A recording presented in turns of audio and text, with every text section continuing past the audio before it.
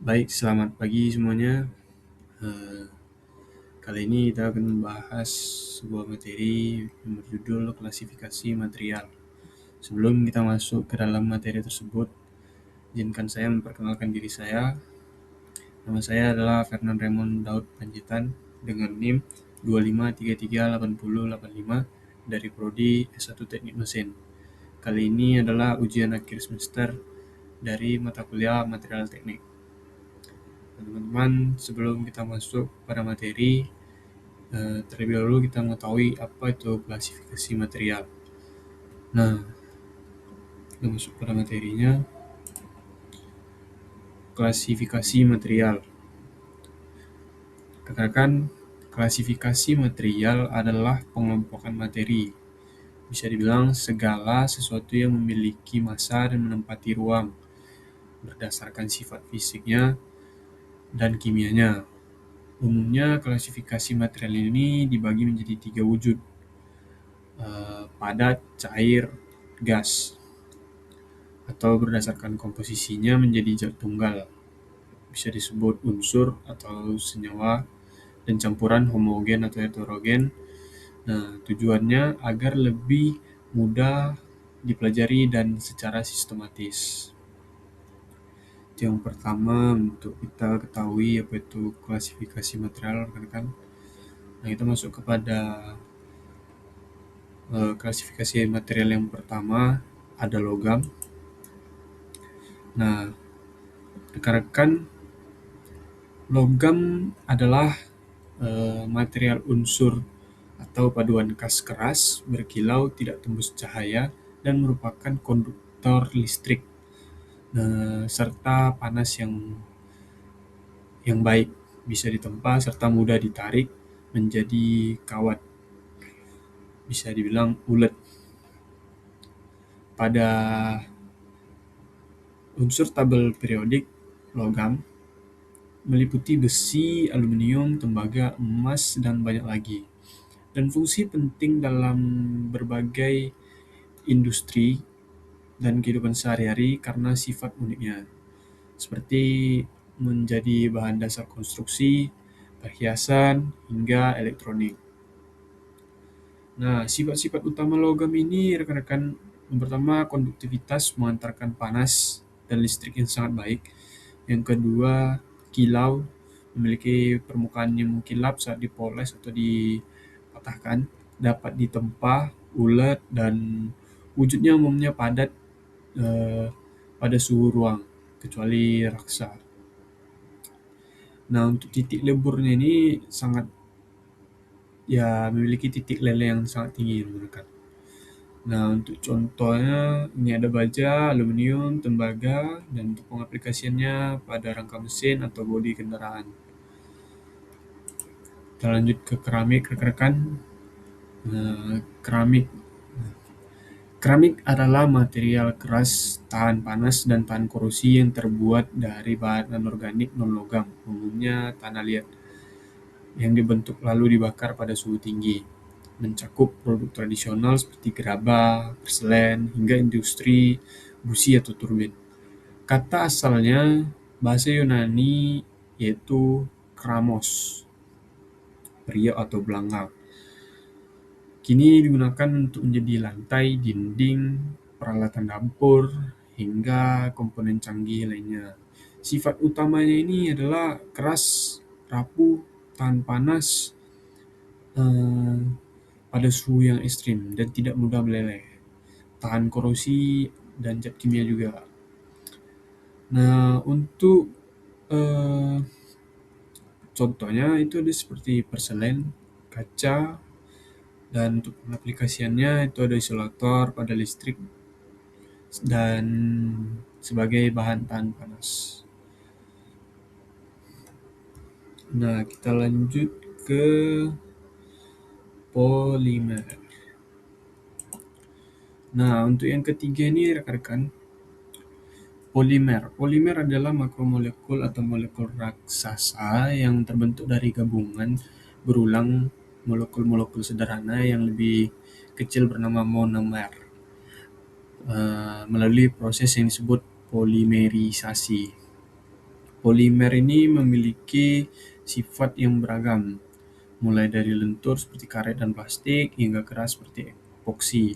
Dan dibagi polimer alami, karet, dan sintetis seperti plastik atau nilon. Jenis-jenis polimer ini ada banyak, seperti polimer alami berasal dari makhluk hidup, polimer sintetis melalui proses kimia rekan-rekan, dan berdasarkan sifat thermal itu termoplastik melunak saat dipanaskan, dan contohnya seperti plastik kemasan, thermosetting juga, dan contoh-contoh lain pada polimer sehari-hari bisa berupa plastik, botol, kemasan, mainan. Dalam bahasa materialnya, bahannya itu ada PE, PP, dan PVC. Itu untuk polimer, sifat-sifat utama pada polimer itu ringan, elastis, isolator, contohnya seperti plastik karet, dan aplikasinya seperti kemasan dan komponen elektronik. Kita masuk ke yang keempat, komposit.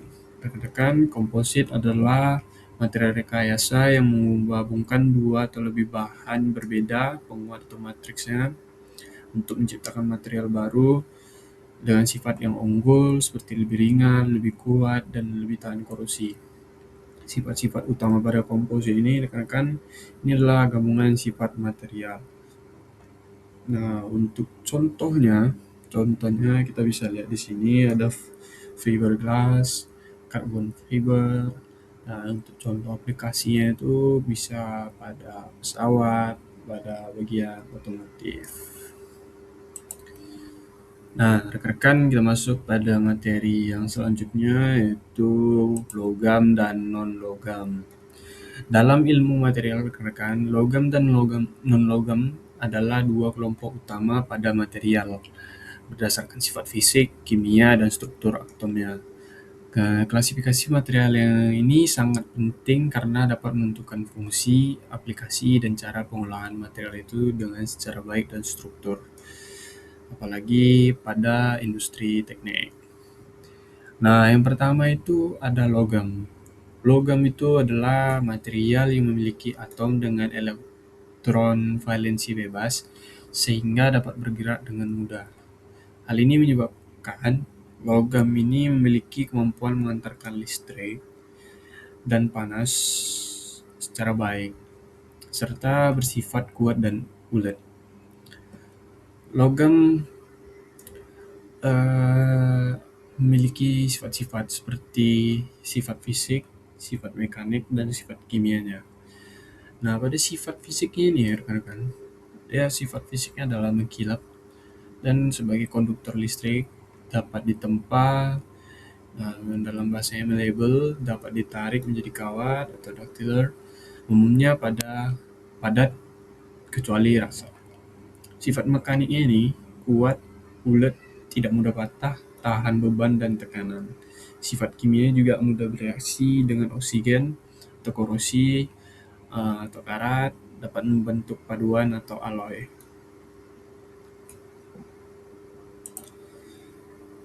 Untuk struktur atom dan ikatan logamnya, atom logam tersusun dalam kisi kristal yang teratur. Yang kedua, elektron valensi tidak terikat pada suatu atom. Yang ketiga, terjadi fenomena lautan elektron. Nah, elektron bebas itu sama dengan konduktivitas listrik panas dan panas tinggi. Struktur ini membuat logam tidak mudah patah, bisa ditempa dan ditarik, dan kuat menahan beban. Itu yang masuk ke dalam sifat-sifatnya tadi.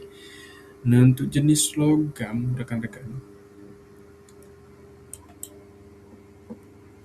logam cukup banyak, seperti pada logam fero mengandung besi, bisa dibilang besi Fe, baja, besi cor, lalu ciri-cirinya kuat, relatif murah, dan bebas berkarat. Nah, untuk pengaplikasiannya ini, rekan-rekan, ada pada rangka bangunan, poros mesin, serta rel kereta. Nah, pada yang kedua itu ada jenis logam non-ferro, bisa dibilang tidak mengandung besi. Pada komposisinya, kita bisa menyebutnya dalam aluminium, tembaga, kuningan, magnesium, ciri-cirinya ringan, tahan korosi, konduktivitasnya baik. Nah, untuk pengaplikasiannya rekan-rekan, itu bisa pada kabel listrik, bodi pesawat, peralatan elektronik. Aplikasi logam dalam kehidupan nyata itu ada rangka kendaraan, jembatan dan gedung, mesin industri, peralatan rumah tangga, komponen listrik, dan elektronik. Nah, itu dia pada jenis-jenis logam yang dapat saya sampaikan. Nah, untuk yang kedua ada pada non-logam. Rekan-rekan, non-logam adalah unsur atau material yang tidak memiliki sifat khas logam. Elektron pada non-logam terikat kuat sehingga tidak bebas bergerak, beda dengan logam tadi, menyebabkan non-logam umumnya tidak mengantarkan listrik dan panas. Seperti itu, rekan-rekan. Nah, pada struktur non-logam, ikatan yang pertama itu atau ikatan utamanya adalah ikatan kovalen. Dan yang kedua, elektron digunakan bersama antar atom. Tidak ada elektron bebas. Struktur atom tidak mendukung konduktivitas. Nah, akibat dari struktur yang tadi saya sebut, akibatnya adalah bersifat isolator, mudah rapuh, dan tidak bisa ditempa. Nah, pada selanjutnya ini kita membahas sifat-sifat non-logam. Nah, yang pertama itu sifat fisik. Yang berlawanan dengan logam itu ya bisa dibilang tidak mengkilap, banyak berupa gas, ringan, umumnya rapuh jika padat, dan sifat mekaniknya kekuatan rendah, mudah patah, dan tidak ulet. Nah, sifat kimianya lebih stabil, tidak mudah berkarat, dan banyak berperan dalam reaksi kimia.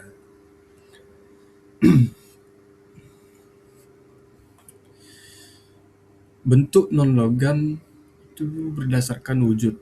Ada wujud padat, wujud cair, gas.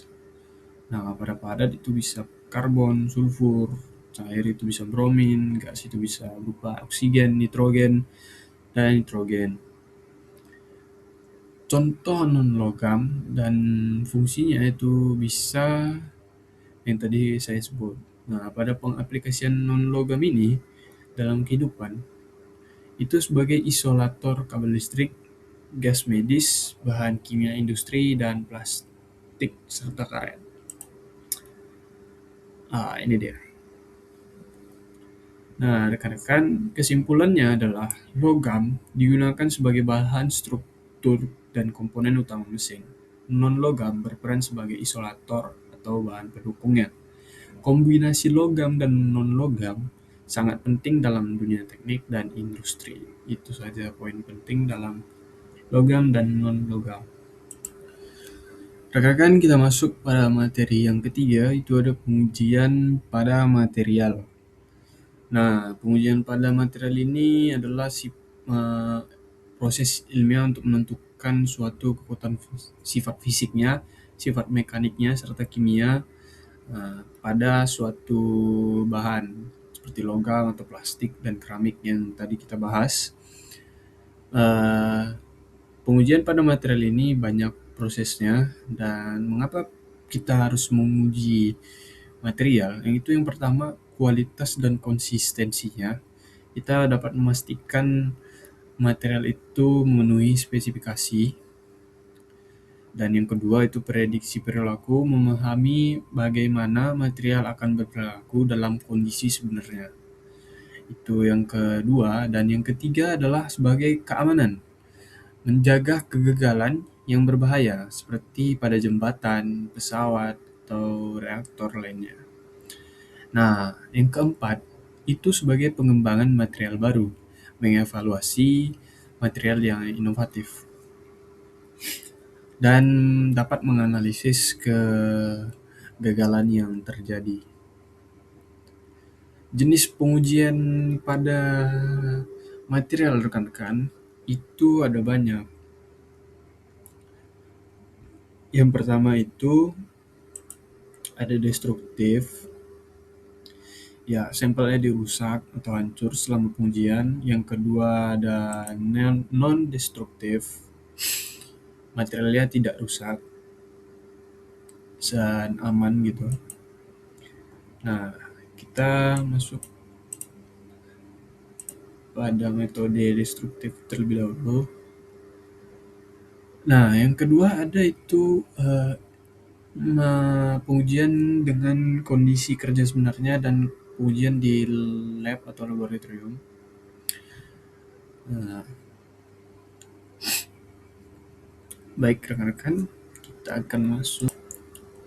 Nah, tadi saya bilang uji pada destruktif ya. Mari kita simak. Yang pertama sekali itu ada uji kekerasan.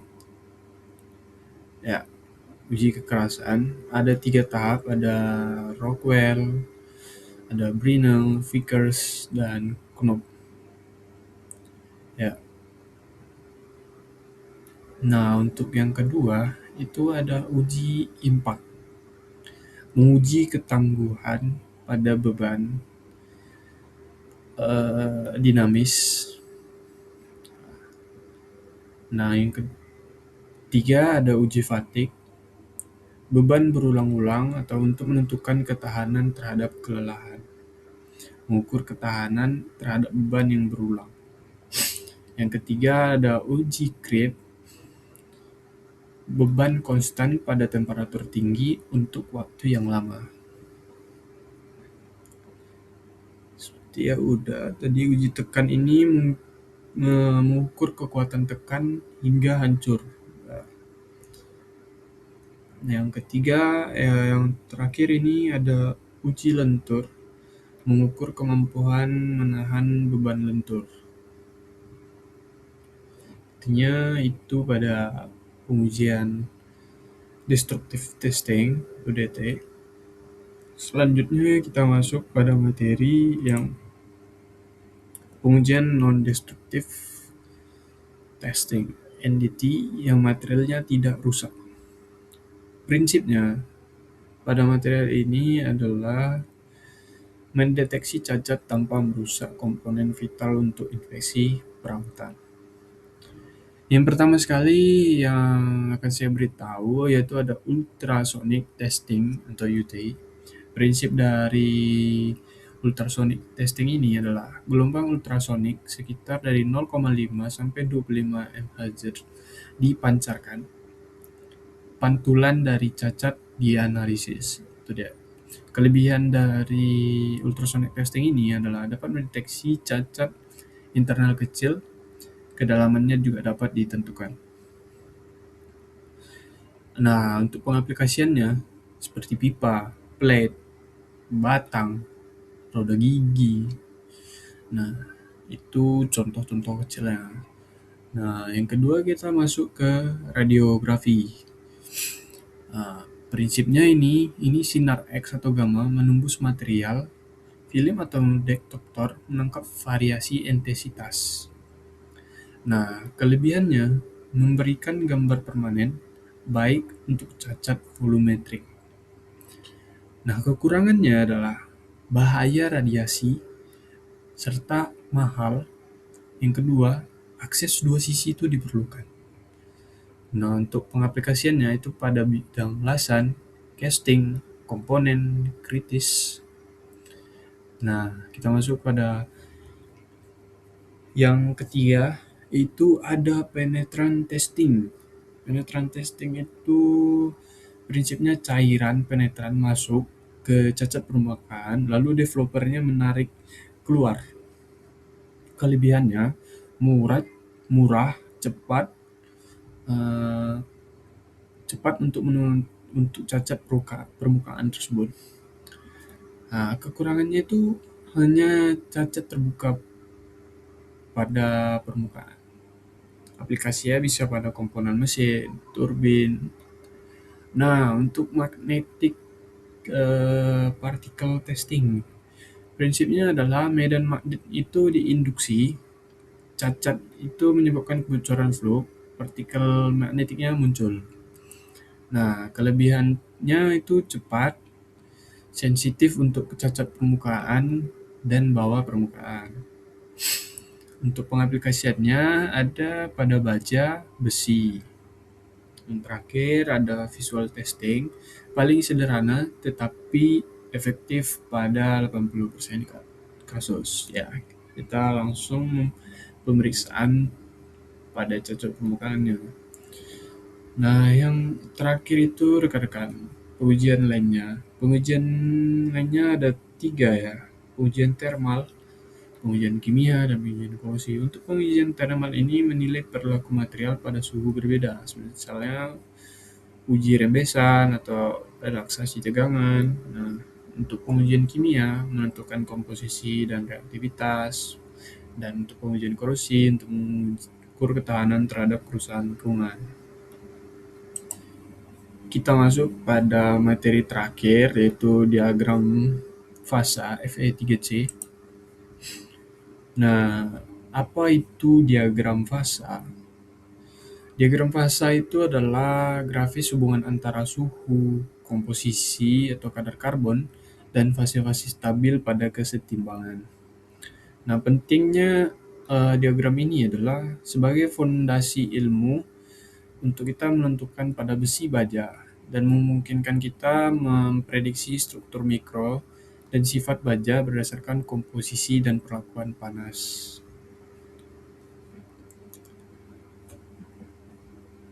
Ini dia diagram fasa. Diagram fasa itu adalah peta kita dalam menentukan komposisi pada material sebagai penunjuknya. Nah, untuk pada gambar ini dia gambar diagram fasa Fe3C. Fase yang pertama adalah itu ada ferrit, austenite, cemented, dan perlite. Nah,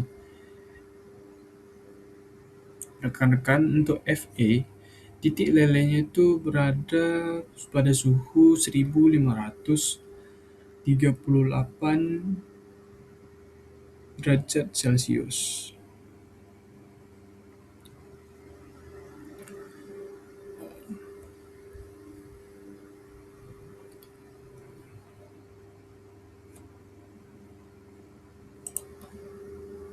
Nah, rekan-rekan, sebelum kita masuk ke komponen-komponen yang ada pada garis-garis ini, kita lebih baik mengetahui apa itu ferrit, austenite, cemented, lalu ada delta iron, dan liquid.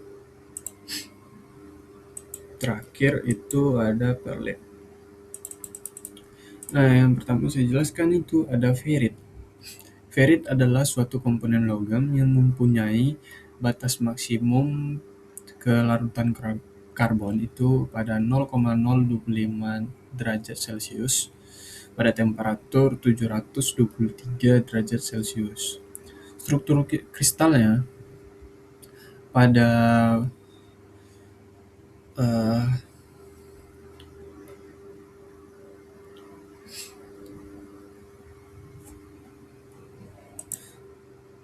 body center kubiknya dan pada temperatur kamar mempunyai batas kelarutan karbon yaitu 0,008% karbon. Kita masuk pada austenite, besi. Nah, pada Ini adalah suatu larutan padat yang mempunyai batas maksimum kelarutan eh, karbon sekitar 2,11% ke karbon pada temperatur 1148 derajat Celcius. Struktur kristalnya itu ada V center kubik. Nah, yang selanjutnya kita masuk kepada cemented. Cemented itu adalah suatu senyawa yang terdiri dari unsur Fe dan C dengan perbandingan tertentu, mempunyai rumus empiris. Dan struktur kristalnya itu adalah orthomorphic. Selanjutnya kita masuk pada lady burette.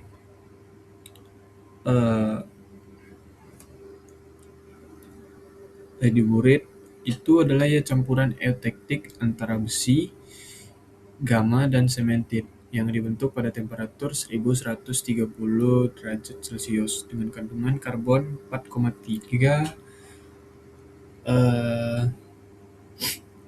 persen karbon. Nah, kita masuk pada delta iron. Ini delta iron juga merupakan fasa padat besi yang muncul pada suhu sangat tinggi, sekitar 1394 sampai 1538 derajat Celcius sebelum besi meleleh. Strukturnya itu adalah body center kubik (BCC). Lanjut kita masuk pada liquid. Liquid itu adalah daerah atau wilayah yang mempresentasikan wujud zat cair pada suhu dan tekanan tertentu, berada di atas garis liquidus atau garis batas antara cair dan padat dengan cair, dan di bawah garis vapor atau garis batas antara cair dan gas uap, menunjukkan bahwa seluruh material dalam keadaan cair, homogen, siap membeku menjadi padat saat suhu melewati garis liquidus. Dan pada perlit itu adalah eutektik mixture dari ferrit dan cemented A plus Fe3C terjadi pada temperatur 723 derajat Celcius dengan mengandung 0,8% karbon. Nah, kita masuk pada grafik tadi atau peta yang sangat penting tadi. Ini dia. Ini adalah simbol L liquid, austenite, ferrit, delta iron, dan cemented. Pada ferrit, larutan pada interstitial karbon dalam ferrit besi maksimal itu 0,22 derajat 0,22% karbon pada suhu 727 derajat Celcius. Nah, pada austenite itu larutan pada karbon dalam austenite besi maksimalnya itu 2,11% karbon pada suhu 1147 Celcius. Nah, pada cemented atau Fe3C, senyawa keras, itu HbA sekitar 800, bisa dibilang rapuh. Nah, pada perlit, campuran dari lameral ferrit dengan cemented terbentuk pada pendingin eutectoid. Nah, untuk garis-garis penting ini kita bisa lihat pada garis A1, A2, dan A3. A1 itu adalah suhu eutectoid itu sekitar 727 derajat Celcius. Nah, untuk A2, Curie point, itu sekitar 768 derajat Celcius. Ferrit menjadi ferromagnetik. Nah, A3, garis antas transformasi A dengan ferrit dengan austenite itu bervariasi dengan persen karbon. Nah, CM itu adalah garis kelarutan karbon dalam austenite. Nah, pada baja ini Zonanya itu dalam 0, sampai 2,11% karbon. Pada besi cor itu 2,11% sampai 6,7%.